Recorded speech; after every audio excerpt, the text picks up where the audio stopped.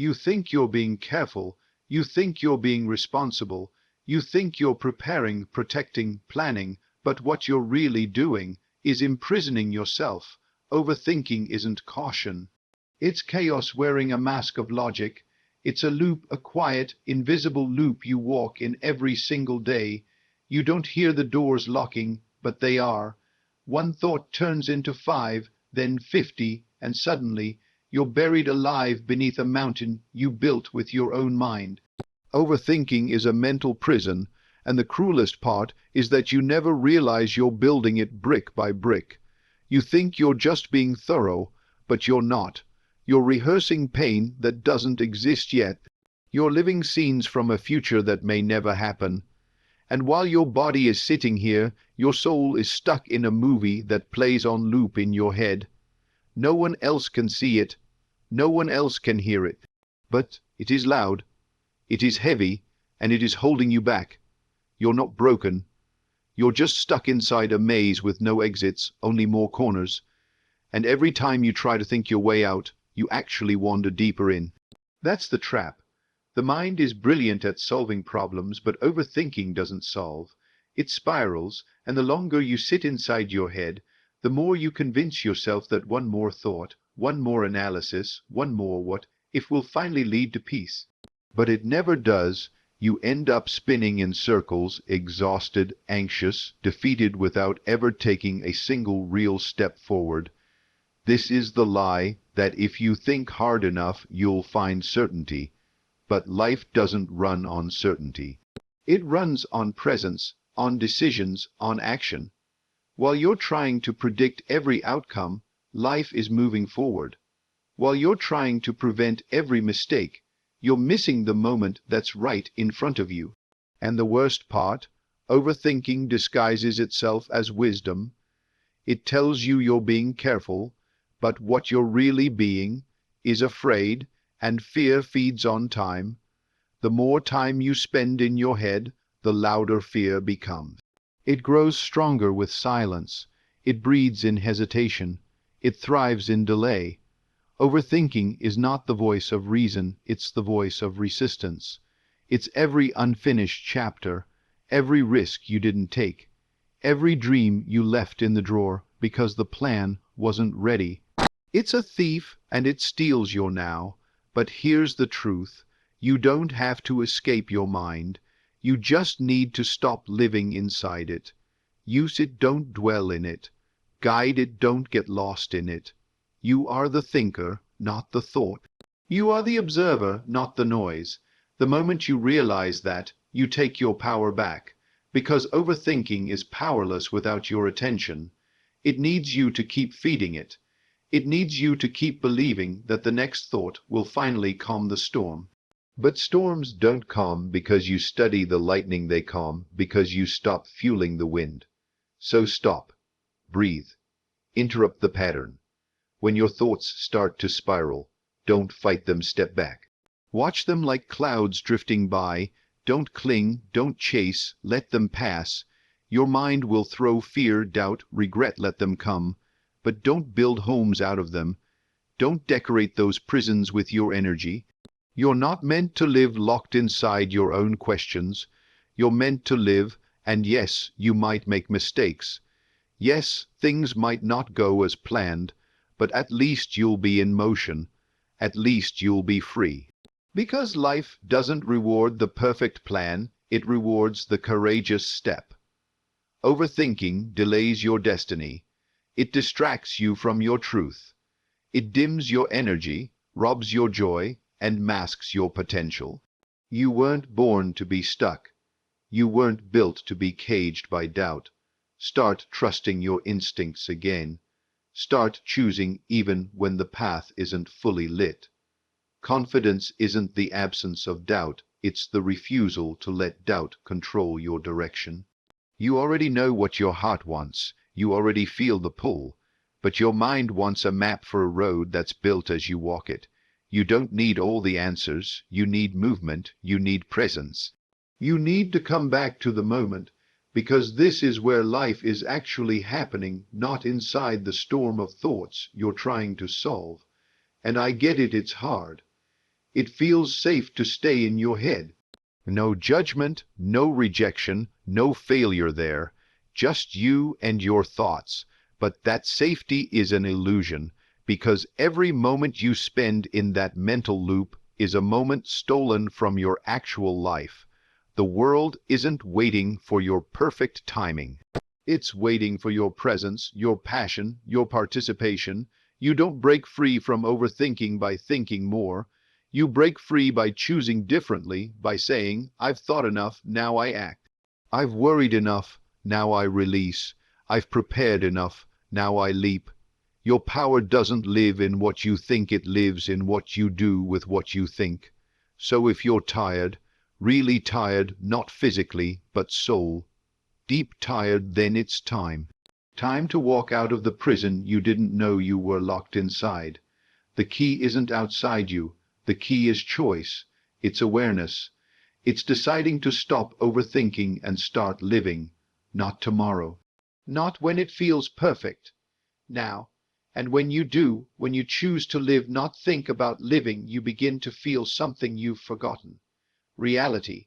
The air around you. The sound of your own breath. The weight of the present moment.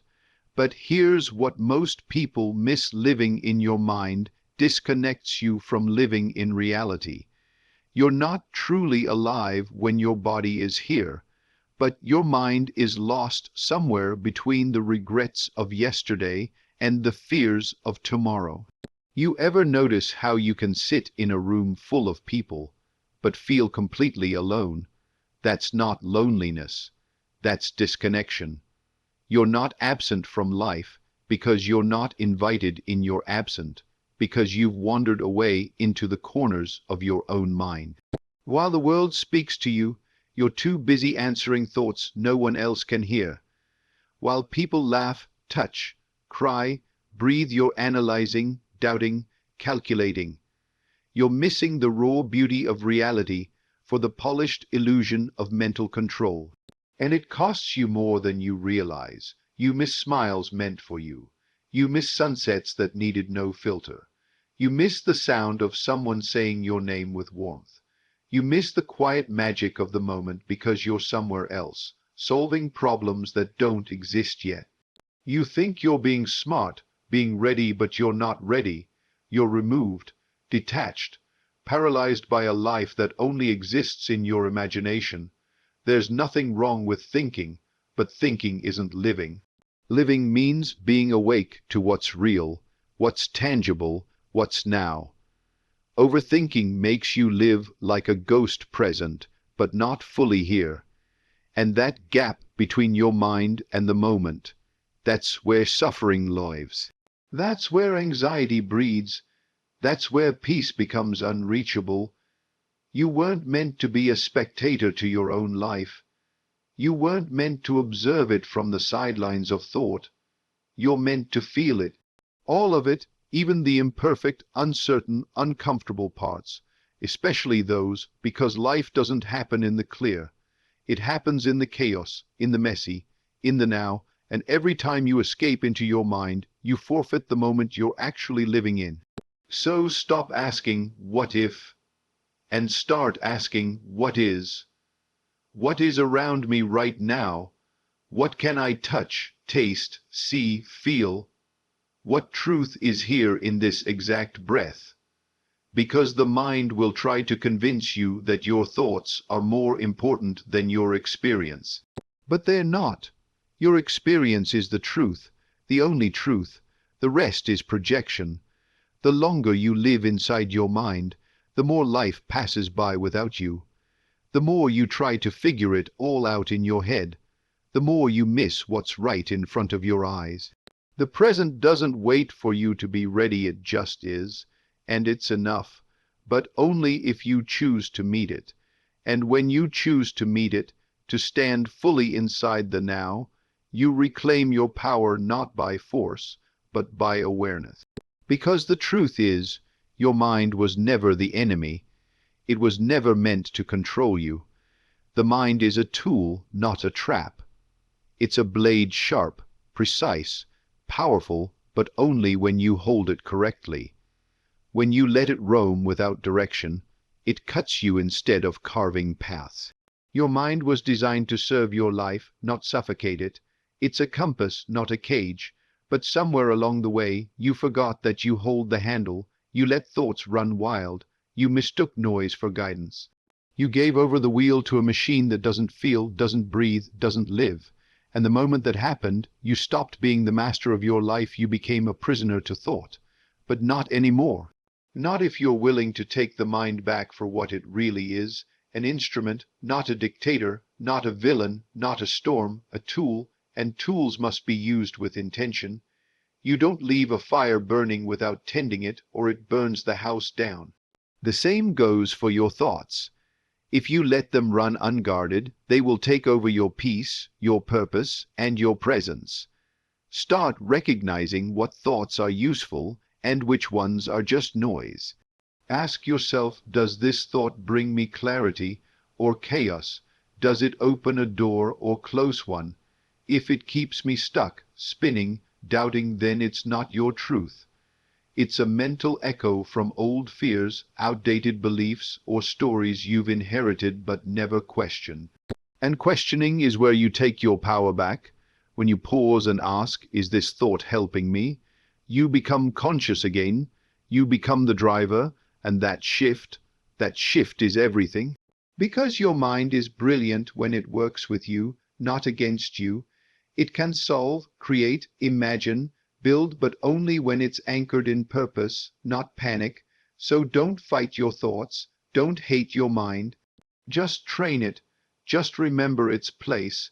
You don't need to shut it off, you need to guide it home. It's like a wild horse. Let it lead and it'll take you into storms. But if you lead, it'll take you to freedom. And the more you practice this, the more you'll feel the difference. Thought will become a whisper, not a scream. Planning will become clarity, not control. And you'll begin to feel grounded again, not because your mind is silent, but because you're finally louder than the noise inside it. Because being louder than the noise doesn't mean silencing it, it means no longer believing everything it says. You begin to see through it, to see how much of it is rooted not in truth, but in fear. And fear always speaks in futures. In possibilities, in what might go wrong, what could fall apart, what won't work. That's where overthinking lives, in the realm of the unreal. And the moment you stop entertaining those imagined arguments, you feel something you may not have felt in a long time: peace. Peace begins the moment you stop arguing with what hasn't happened yet. That internal fight, the endless debate about all the things that could go wrong, all the ways things might not unfold perfectly, that's not protection. It's pressure. You're exhausting yourself trying to solve problems that don't even exist. You're rehearsing heartbreaks that haven't arrived. You're preparing for battles that may never come. And in doing so, you're bleeding energy into a future that doesn't need your fear, it needs your presence. Your peace doesn't live in predicting every possibility. It lives in trusting yourself to face what comes when it comes, because all those mental scenarios, they're just smoke. And the more you chase them, the further you drift from what's real. You don't need to control tomorrow. You need to meet it. And you can't meet it fully if your heart is still stuck in mental negotiations with what if. And here's the truth: most of what you fear won't happen. Most of what you worry about will never touch your life. But you let it touch your mind, and that alone is enough to drain your peace. So what's the point? Why argue with a ghost? Why fight battles with shadows? Let them go. Let the future be what it will be. You will meet it with strength when it becomes the present. Until then, you owe yourself the gift of stillness, because you're not weak when you stop worrying. You're wise. You're finally understanding that peace isn't something you find, it's something you allow. It's what rises when you stop interrupting the moment with panic about moments that haven't come. When you stop trying to win arguments with the unknown, the silence left behind is calm. And in that calm, Life begins again simply, quietly, beautifully. This is how you reclaim your mind, not by force, but by surrender. By deciding not to waste another breath preparing for what may never arrive. By realizing that life is not asking you to predict, it's asking you to participate. Let the future unfold. Let it surprise you. Let it teach you, and let peace return, not because you figured it all out, but because you finally stopped needing to.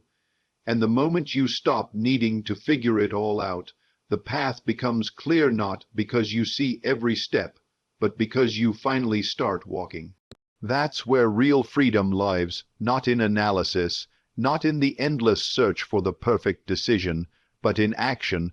Freedom is found in movement, in choosing, in doing, in stepping into the unknown with courage, even if the voice in your head is still whispering doubts. Analysis is safe. It gives you the illusion of progress. You feel like you're working things out, preparing yourself, building clarity. But deep down, you know the truth you're delaying. You're using thinking as a shield. You're mistaking motion for momentum. You're spinning the same thoughts over and over, convincing yourself you need more time. But time isn't what you need. What you need is to begin. Because no amount of thinking will ever replace what a single step forward can teach you. Action brings answers. Movement builds clarity. You don't discover your strength by imagining yourself strong. You discover it by doing the thing that scares you again and again until fear turns into fuel. Every step taken, no matter how uncertain, pulls you further from the chains of overthinking and closer to the freedom of experience. And this freedom, it's not loud, it's not dramatic, it's subtle. It's waking up and realizing that you're no longer trapped in the loop. It's making a decision, sticking to it, and letting the weight fall off your shoulders. It's choosing to speak instead of staying silent. It's hitting send, saying yes, showing up despite the fear. That's the kind of freedom that analysis will never give you, because freedom doesn't come from knowing, it comes from going. So go, move, decide. Even if it's imperfect, especially if it's imperfect, because perfection isn't the point, progress is.